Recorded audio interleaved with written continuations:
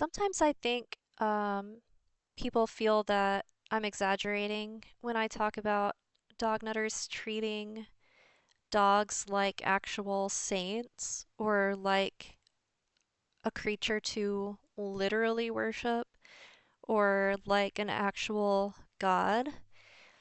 And then I come across stuff like this that I wanted to share today. So I was doing a little bit of uh, research earlier on pet taxidermy. Yes, a very weird topic. Trust me, it was an unpleasant rabbit hole to go down. But in the process of doing that, this article popped up as like a recommendation, and it's actually insane. So this was published just earlier this month on February 1st, 2025, and it says a dog's inner world is far deeper than we realize. They love their lives more than we love ours. Chew on this. A dog's life, even if that means joyfully and endlessly chasing squirrels, is more meaningful than a dog owner's life, asserts Mark Rowlands, professor and chair of the Department of Philosophy at the University of Miami, in his latest meditation on the inherent happiness of our canine companions. Tell me that this isn't an actual cult.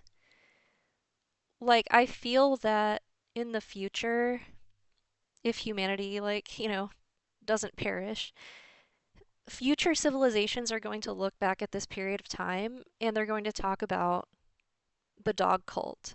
Like, human beings used to worship dogs and hold dogs in this high esteem because this is actually insane. So,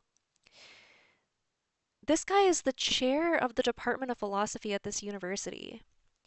I'm not that familiar with University of Miami, so I don't know if it's a highly regarded type of place or if it's like a clown college because it seems like it would lose some credibility if this guy's like, the chair of your philosophy department. But then again, this country does worship dogs so much that maybe that makes him even more highly esteemed. But basically, so he wrote this book, The Word of Dog, What Our Canine Companions Can Teach Us About Living a Good Life. And again, this is like a riff on the Word of God, which most Christians say, is the Bible, or Muslims would say it's the Quran, um, is the Word of God. To these people, dog is their God. Like, I don't know how much more clear. I'm not just saying that because I don't like dogs. Like, they say it themselves. So, a dog loves his life with everything he has because it is all he has. Like, is this supposed to be deep philosophical thought? Like, this is these are the best minds we have in philosophy. Rollins, whose previous book was The Philosophy of the Wolf, this guy is obsessed with these animals, offers not so much revelations of the inner workings of our faithful companions, but a philosophical message on how we can live a more fulfilling life inspired by the unselfish joy dogs experience, even in repetitive tasks such as chasing a ball. Like, imagine writing this unironically.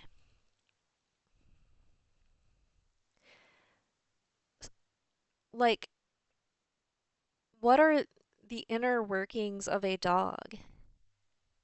And dogs don't experience unselfish joy. Like, they're not capable. Like, actual animal behaviorists would, I think, hopefully tell you that this is an incorrect way to view dog behavior. Like, they don't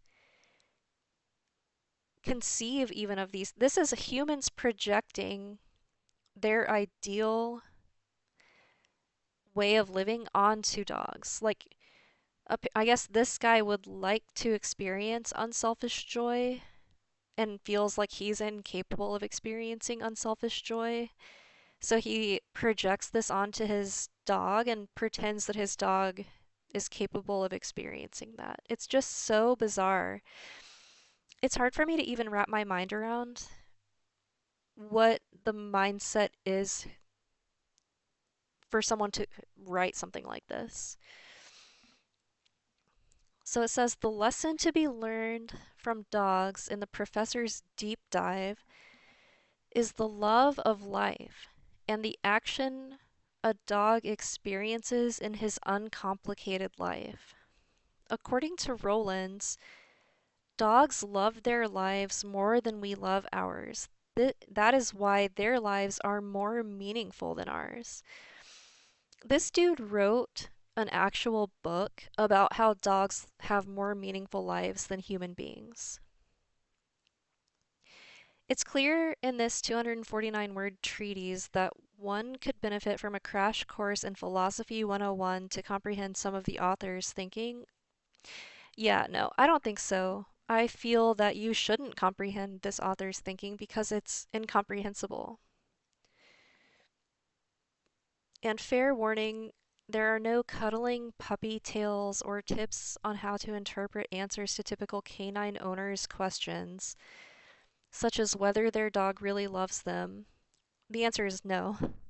Or whether their four-legged companion is really happy. Again, the answer is no. Like, dogs do not experience human emotions. There's such a desire on the part of these people to, they really want to believe in this fantasy world they've created where a dog is just this immaculate, pure, angelic type of being. And they really, really wish that they could be experiencing what it is they think their dogs are experiencing or something. It's so weird.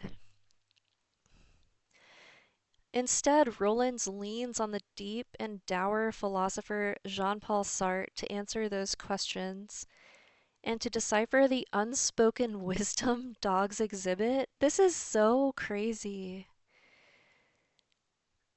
See, like dogs are wise, dogs are good, dogs experience unbridled joy.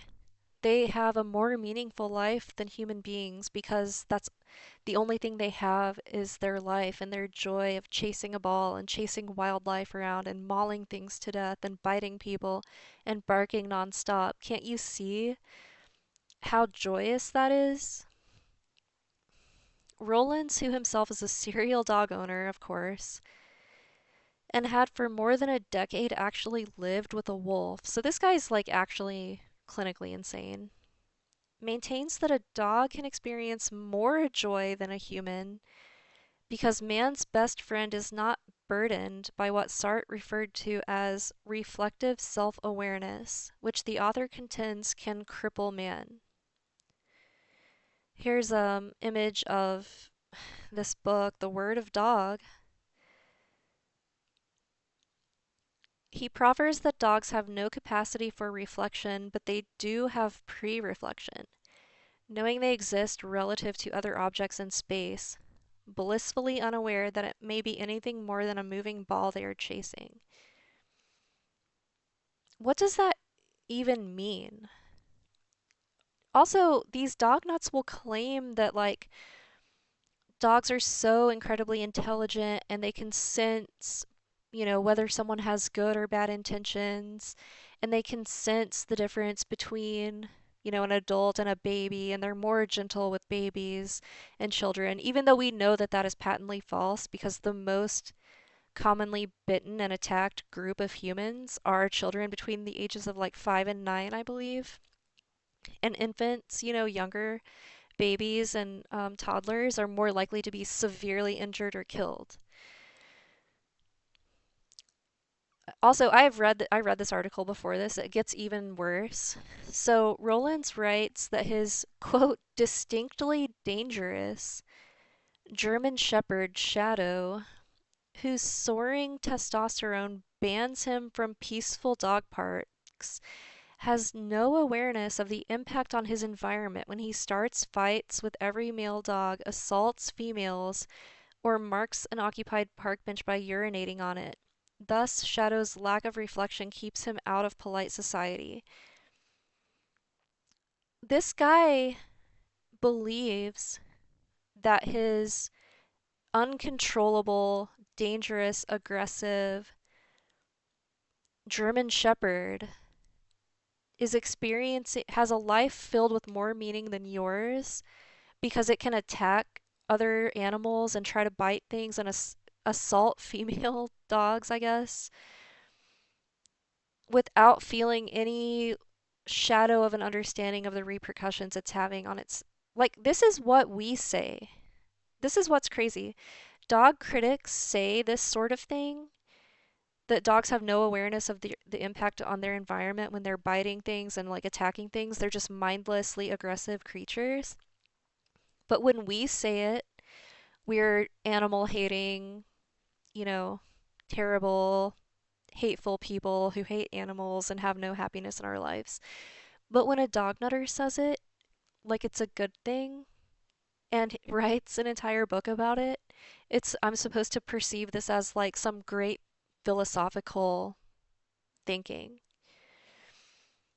According to the author, Shadow has the ability to experience pleasure in the smallest acts, chasing sunbathing iguanas on the banks of a canal in Miami.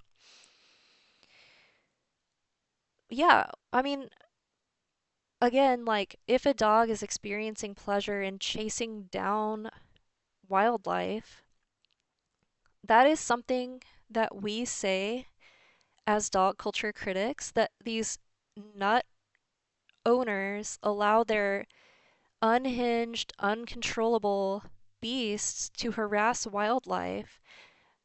But I'm bad when I say that. But this guy's good when he says that his dog is experiencing pleasure while harassing wildlife. It's so. I don't even know how to wrap my mind around how this is a real article and this is not satire written by a dog hater. um, he never catches one, doubt. I'm sure that thing has killed some iguanas. He never catches one, but the big dog is willing to repeat the game every morning. The game Rowlands compares to the myth of Sisyphus in Greek mythology, who was a devious tyrant punished in his afterlife and condemned to push a boulder up to the top of the hill only for it to endlessly roll back down, chasing but never catching the iguanas. Rowlands contends resembles a Sisyphean task, but Shadow plays the game with great joy. Finding meaning in life is hard for us, but easy for dogs, maintains Rowland. The happiness of Shadow is a happiness that originates in and erupts from his deepest nature. Yeah, his nature is not that deep. There, I just think you can't say a dog is finding meaning in harassing wildlife and that makes his happiness more pure because ultimately the dog is just a beast with an instinct to hunt down and chase down prey, but because dogs are an unnatural, man made creation, they have this like unrestrained, constant prey drive, especially a dog like a German Shepherd. It will just nonstop chase down any living thing it sees.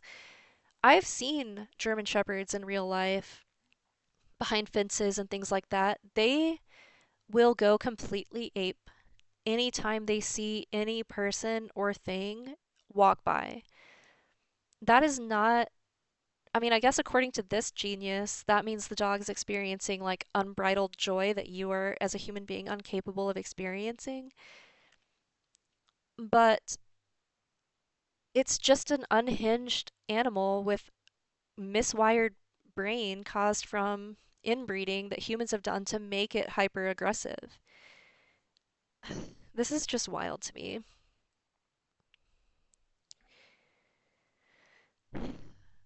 Meaning for us is a hard won achievement and one rarely attained.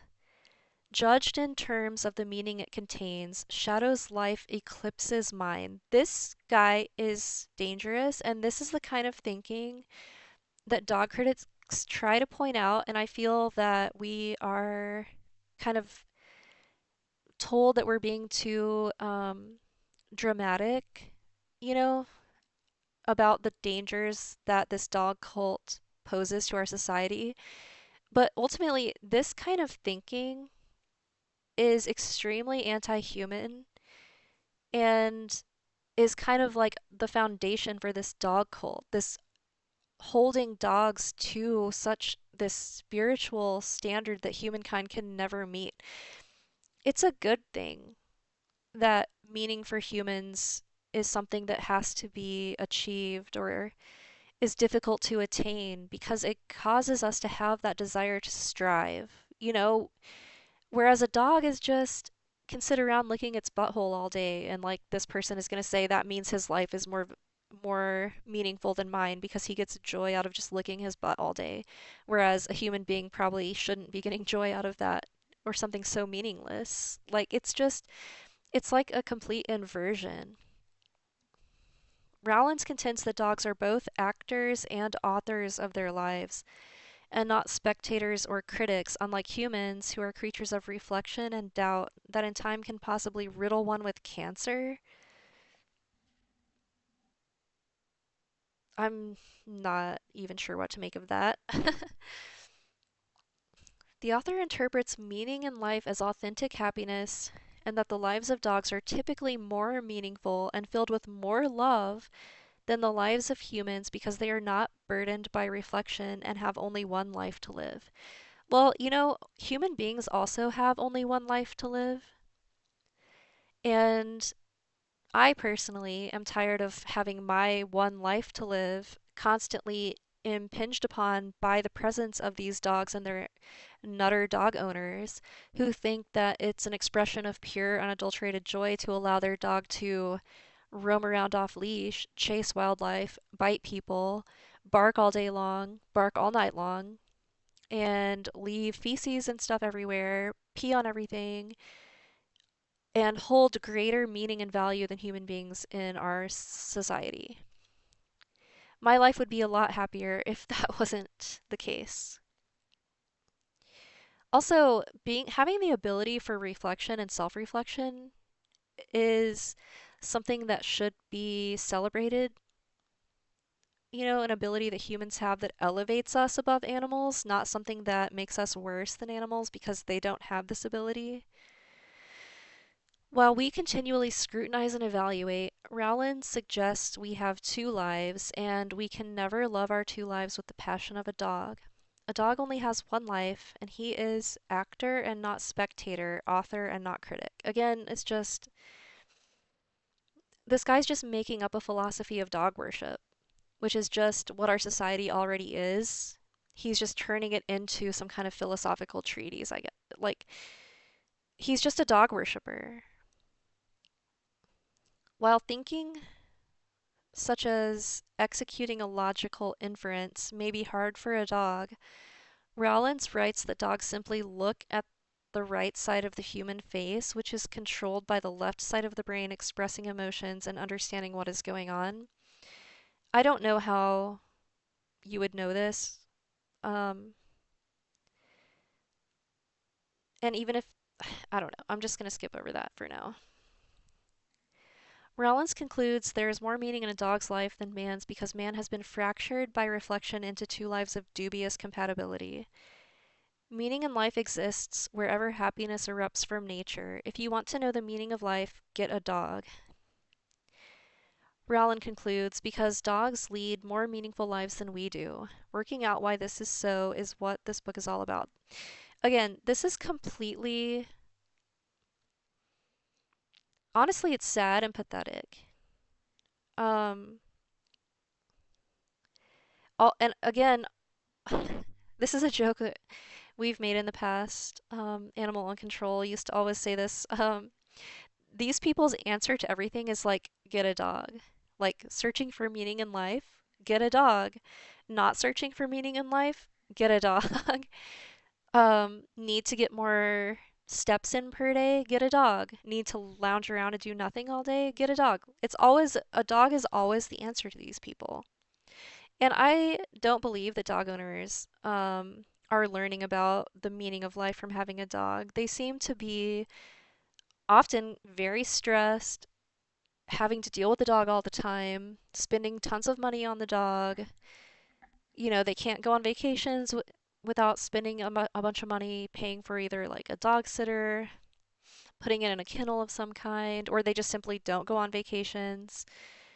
Um, I don't feel that anything about actually owning a dog is teaching them about the meaning of life. I think it's just burdening them, burdening society, causing more ecological damage, causing more and more overconsumption. And essentially, the only reason I think people, I don't know, people are getting so many dogs all the time is because of things like this. Like they're literally being brainwashed by a dog cult, portraying dogs as this like unbelievably perfect creature that's going to give your life meaning. And actually, the dog's life has even more meaning than human lives. It's just actually, this sort of thing needs to be completely dismantled. This sort of thinking needs to be completely dismantled.